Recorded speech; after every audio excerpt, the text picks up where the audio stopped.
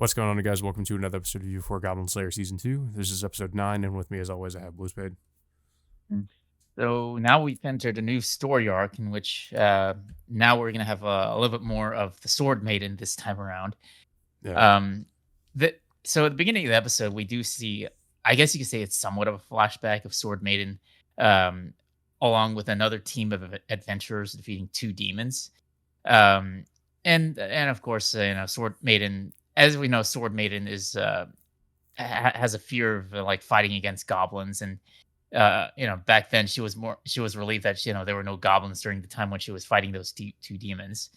So after Goblin Slayer and the others end up defeating a giant sea serpent, um, while under the false pretense that they were trying to kill some sea goblins, uh, they end up accepting what was it, a mission with Sword Maiden to escort her to like this um what was it? This capital city, for I can't remember what the reason was, but um, it mostly just focuses on like Sword Maiden just trying to, you know, I guess get into a relationship with Goblin Slayer personally. Yeah, I mean, she definitely tries to get closer to Goblin Slayer in this episode. And then there's a scene where they kind of have like a talk by the fire when everybody else is asleep. Um, Yeah, and I think Goblin Slayer kind of talks about his childhood or something.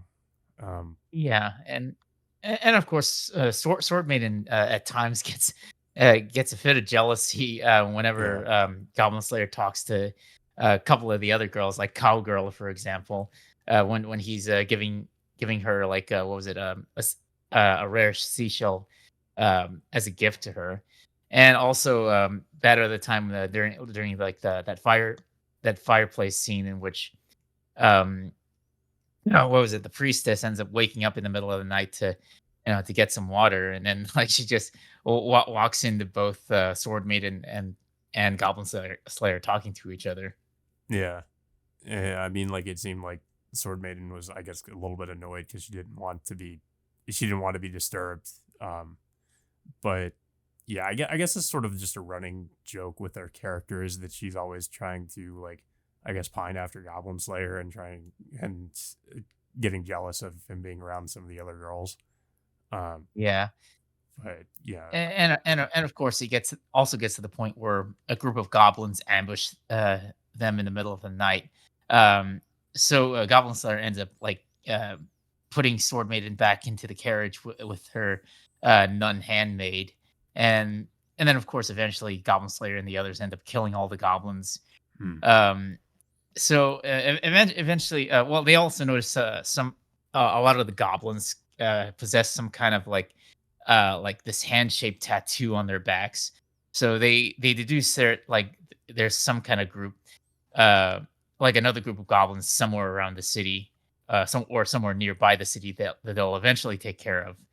Um, so they eventually reach the capital city, in which um, they initially have trouble trying to get in because some of the guard protecting the city um, are doubting like Goblin Slayer's status as a silver rank until the Sword Maiden vouches for him, and they of course they let them all into the city, and hmm. pretty much that's the entire episode. After that, Yeah, like it was an okay episode. Um, but yeah, a lot of it was just the sort of just comedic banter back and forth with the Sword Maiden, Goblin Slayer, and some of the other party members.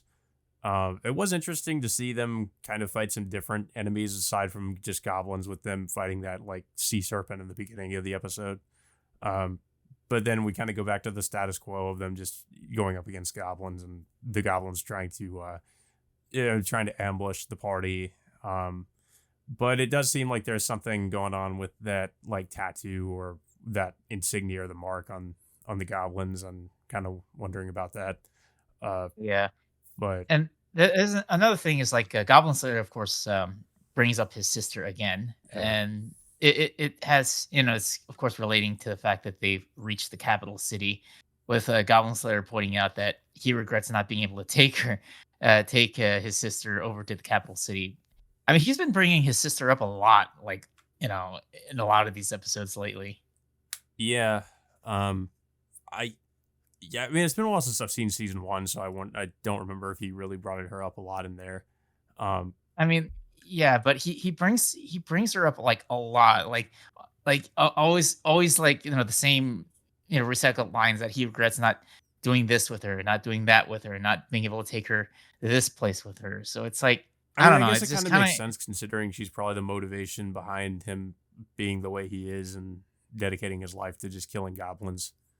Um, yeah, but I just feel like it's them just constantly just bringing up like his regret not being able to do anything with his sister is kind of getting a little bit old. I mean, I can yeah, understand that, but I just felt like, there could be another way they could like, I don't know, just uh, like add something to this instead of just bringing it up like bringing up like his regrets about his sister like almost on a frequent basis.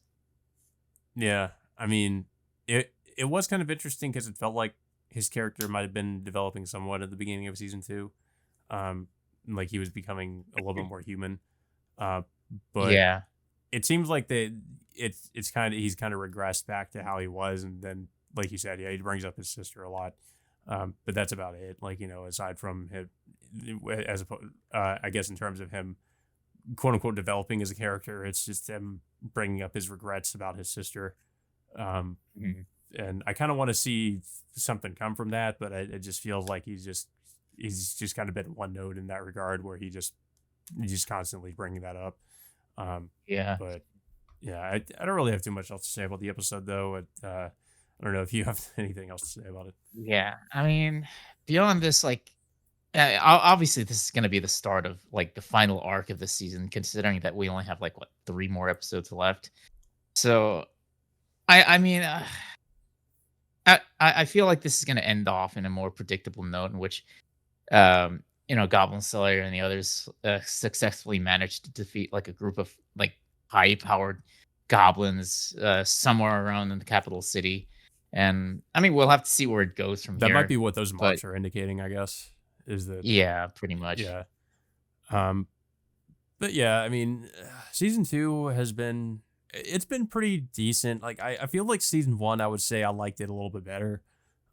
Season two, it's still it's about as good, but it definitely feels like there's a lot more just seemingly just I mean it kind of seems like I guess you'd say filler content essentially, with them just kind of like I mean especially with that uh the arc with the elf archer's sister's wedding, uh and some other stuff that happened.